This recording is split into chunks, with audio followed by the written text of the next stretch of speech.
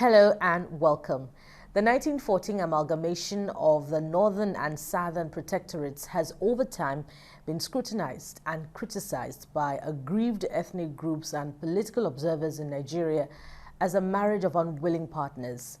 Of course, this followed agitations over reports of marginalization and underdevelopment of the regions of those criticizing or the agitators. Now, successive governments have gone through phases of national conferences and dialogue to seek and promote a united Nigeria. Still, the issues remain and even reoccur. On Fireworks today, we'll revisit them as we set them against the nation's current realities and the popular calls for restructuring. Welcome to Fireworks on TVC. I am Bukola Samuel Wemimo. Let's take a moment.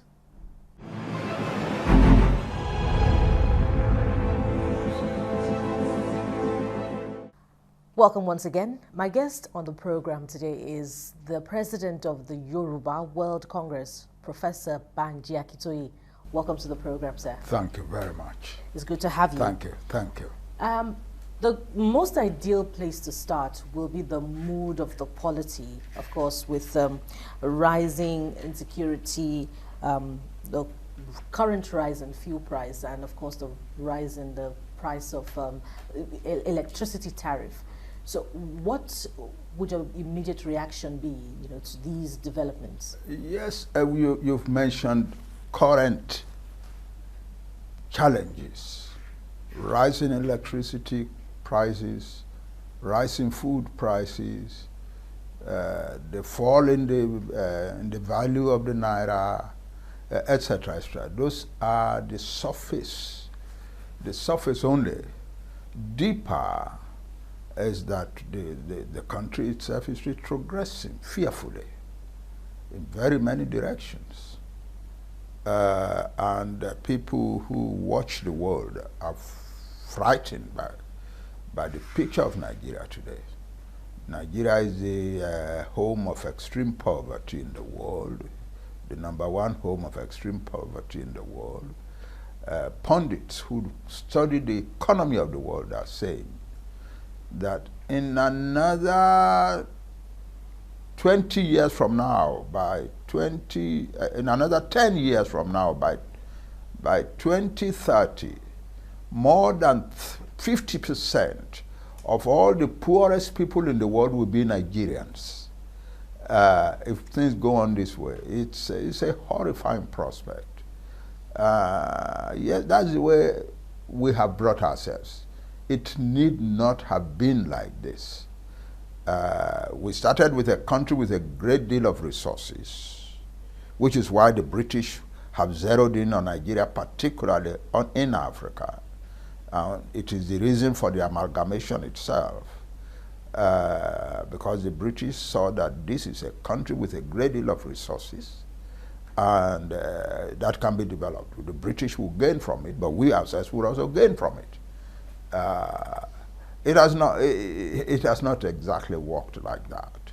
We have earned a lot of money from our resources, from originally our farm produce, like palm oil, palm kernels, cocoa especially. We were one of the largest cocoa producers in the world for some time, and that brought a lot of money to Nigeria. We were for some time the largest producer exporter of groundnut in the world, and so on. But we have destroyed everything. Now we are not seriously regarded as a major cocoa exporter in the world. We are no longer a groundnut exporting country. The groundnut industry has perished. We are no longer seriously a palm oil producing or palm kernel exporting country in the world. Yes, we still earn a lot of money from mineral oil, from petroleum, but the assets are declining very fearfully. And in any case, when you do a check of, we have not very little to show for the huge amount of money that we have earned from oil. We have created the most fearfully corrupt, most resolutely corrupt country on earth. And the world is wondering, can a country that has brought itself this far low ever be able to raise itself back up again? And with most people, the answer is no. But rarely, your words are extreme, horrid, terrifying, the most corrupt, destruction of agricultural potential. But aren't the efforts of government get towards salvaging the situation itself? For example, the closure of the borders, and the likes, the ban on the importation of certain food crops that can be grown at home, cosmetics. And the efforts to stabilize the value of the naira against the dollar. Those are cosmetics.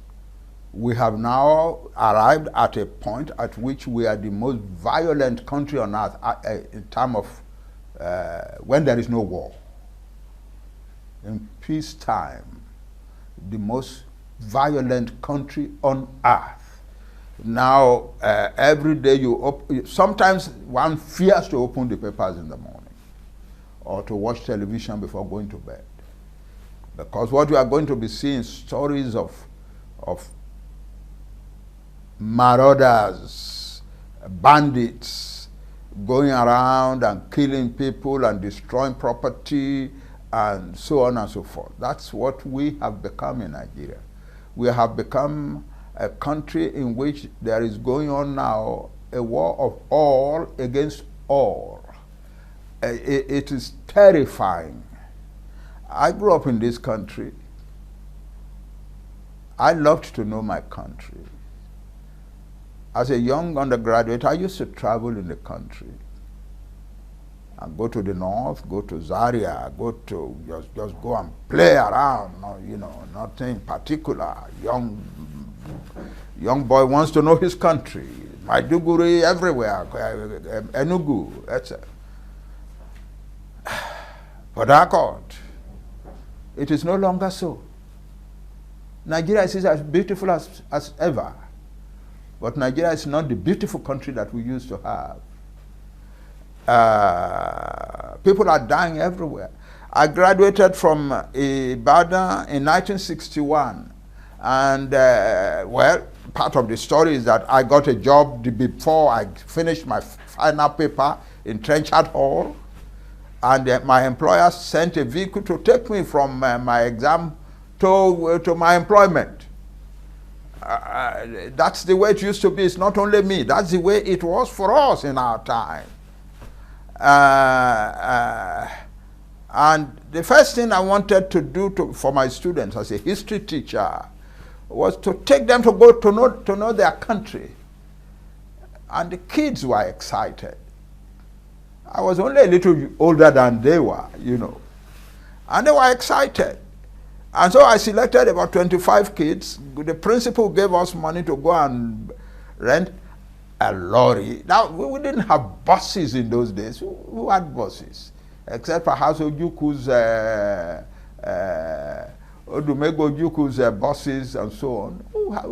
Who talked about buses? We went and rented a lorry, a good condition lorry, and we crowded into it, and it took us around Nigeria to the north, to Kaduna, Kano, back through Jos and Makurdi to eastern Nigeria, and back through Benin to, listen, it was, and there was not any notion, any fear that anything would hurt us on the way.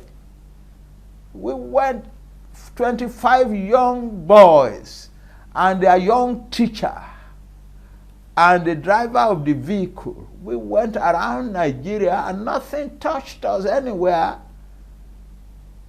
And there was not even the slightest fear in our heart that anything could hurt us. That's the kind of world in which I grew up in. In Kaduna, we didn't have any appointment to see the premier. Our father, Sir Ahmadu Bello, we never had any plan to see him. But we went to the Ministry of Education. You paint a glorious picture. Yeah, that's the way it was. But this prevailing insecurity and perhaps economic downturn predates this administration. So, and much of the political class belong to your generation. No, it is not. So in that regard, I ask, what legacy has your generation bequeathed to the current Nigeria? Yeah, okay. My generation is the generation immediately after people like Sir Ahmadu Bello, Chief Obafemi Awolowo, Dr. Nnamdi Azikiwe. We are the people, they are direct sons. And it is we who have educated. Nigeria is a considerably educated country. And it is my generation, the generation, people will say, oh, we are the lost generation. It is not true. We have given a lot to this country. We were the backbone of the universities that grew up in this country. We were the young people who emerged immediately after independence and gave the world the University of Ibadan in its strength. It had started before, but it was in our time that it became a great place. It is in our time that the Obafemi Awolowo University became a great university.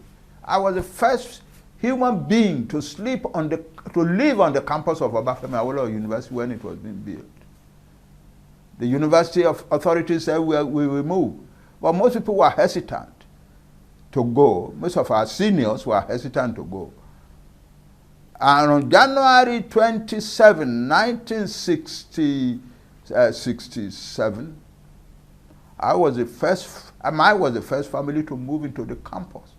We gave that university a great thing. We developed some of the best academic programs ever known on the African continent in that university. So, and we were doing the same thing in Nsukka. We were doing the same thing in Zaria, our generation. We were, in 1982, when I was a senator, I was invited by the Institute of International Affairs of South Korea in Seoul to come and give a lecture on the prospects of growing relationship between Nigeria and South Korea. I was bragging for most of that lecture about my country, the things that we have done, the type of universities that we had built, some of the best universities in the world, some of the best medical schools, and so on. I was bragging. I had much to brag about. That was 1982. Besides what you have to brag about, how much of the problems prevalent today should your generation take responsibility for? It is the military people who wrecked this country essentially. They took over in 1966, and they took over and took over and took over. In the many years between 1966 and 1999, the militaries were the rulers. They were the people who determined what would happen. And their legacy is a barbarous legacy. That's why Nigeria has plunged the way it has plunged. So, yes,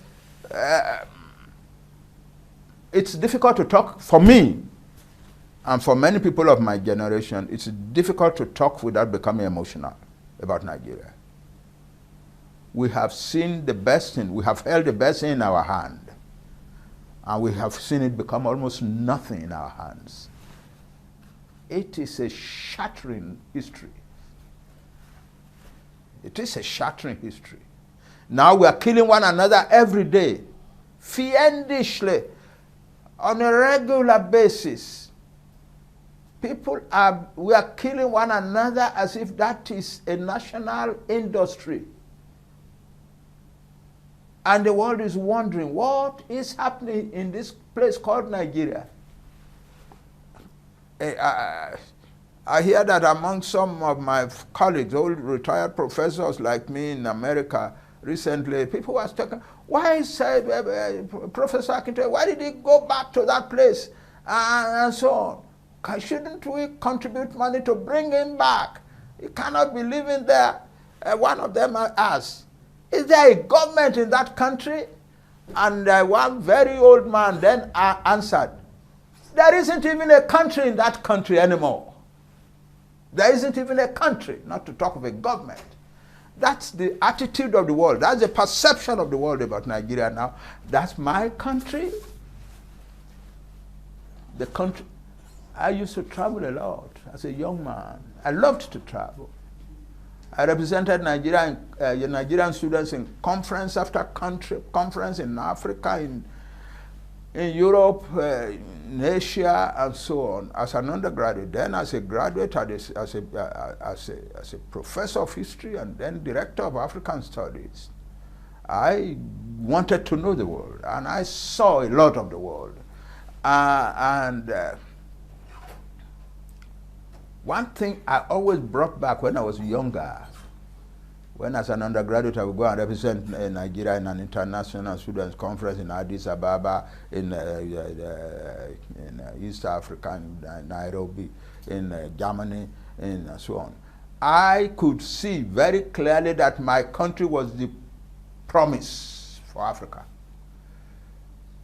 That it was the God-given duty and prospect of Nigeria to lead Africa out of barbarism, out of poverty, to the top of the mountains in the modern world.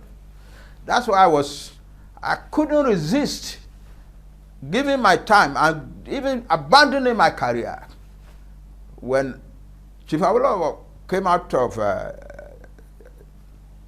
Calabar and came around and the Civil War was over, and he came around to our universities and said, come, let us go and build our country.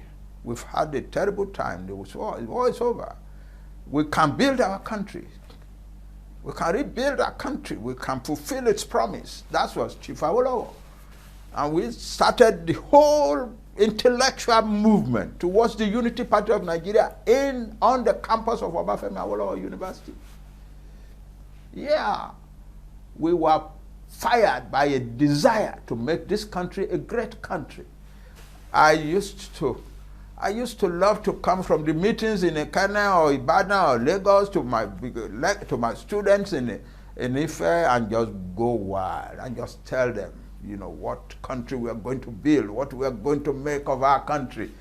Yes, the resources are there, the human beings are there, and so on and so forth.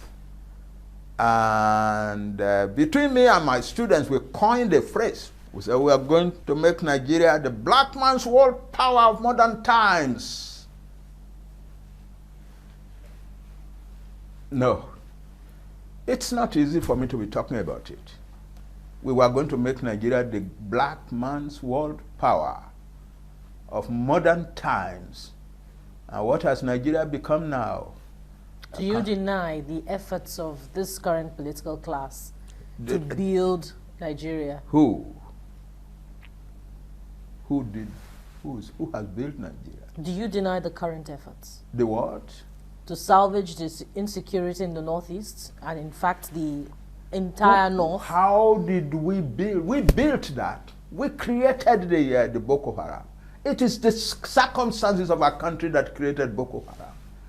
It is the circumstances of our country that has created the Fulani herdsmen and militias, and the ones you call the bandits and so on, killing people in every part of the North. It is the circumstances we have created. That's it. Everything leads to another thing. Everything comes from another thing. We built a country of violence, of hopeless people who go violent. That's it. There is the potential for more violence is here. The potential for more violence than we are seeing now is here.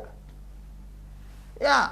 What about Amotekun? It's a response to the insecurity that is gaining inroad into the Southwest. Yes. All these things are coming to the Southwest. Day by day we were faced with Yoruba men and women being killed on their farms, and on the way to their farms, people being kidnapped and so on and so forth. And for a start, people like me and other leaders began to say, you people defend your villages, defend your farms, and so on. But do you know the potential behind that type of admonition? It means that Yoruba people who have a great deal of respect for human life and the dignity of life will become killers also. Is that how you see Amotekun? So we decided, no, we are not going to be asking our people to go and we will create a well-ordered agency that will handle it, so that our people don't have to go looking around for people to kill and things like that. So the Amotekun is a deliberate Yoruba response to that wanted to create. The response was to create an ordered, civilized, well-trained little group that will do the work of defense, so that the ordinary people do not go rampaging in the farm looking for Fulani who had killed, who had something. That's why we created it, a civilized response. I was very strongly connected with this. And on the day that they were launching it, I was there, and I made a statement that we thank you, our governors. We can't ask, our parents spend all their resources on educating their children. Haven't spent all those resources educating our people, our young people. We now unleash them to go into the bush to go and be killing people? No. It's better to have a decent little group, well-trained, properly guided, properly led, who will defend. That's why Amotekun came into being. It's a civilized response. Do you worry about the sustainability of Amotekun, particularly given the fact that it's only become operational in Ondo State, in terms of finances now? Yeah, there is a great deal of resistance to it. And that worries me, it scares me.